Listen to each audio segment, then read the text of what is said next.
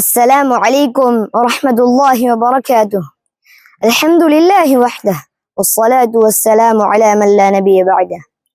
அன்பார்ந்த நண்பர்களே, அல்லாஹ் நமக்கு அளித்த மிகப்பெரிய அருள்களில் ஒன்றுதான் இந்த ரமதான் மாதம். இந்த மாதம் நாம் பாவ மன்னிப்பை பெற்று சொர்க்கத்தை அடைவதற்கு ஒரு பொன்னான வாய்ப்பாக இருக்கிறது. ஆதலால் தான் நபி ஸல்லல்லாஹு அலைஹி வஸல்லம் அவர்கள் இந்த மாதம் நோன்பு நோட்பதின் மூலமாக நமக்கான பாவ மன்னிப்பை குறிப்பிட்டு காட்டினார்கள். عن أبي هريرة رضي الله عنه عن النبي صلى الله عليه وسلم قال: من صام رمضان إيمانا واحتسابا غفر له ما تقدم من ذنبه. அபூ ஹுரைரா ரலியல்லாஹு அன்ஹு அவர்கள் அறிவிக்கின்றார்கள், நபி ஸல்லல்லாஹு அலைஹி வஸல்லம் அவர்கள் கூறினார்கள், யார் ரமதானுடைய மாதத்தில் ஈமான் கொண்டு நன்மையை எதிர்பார்த்து நோன்பு நோட்கிறாரோ அவருடைய முன்கடந்த பாவங்கள் மன்னிக்கப்படுகின்றன.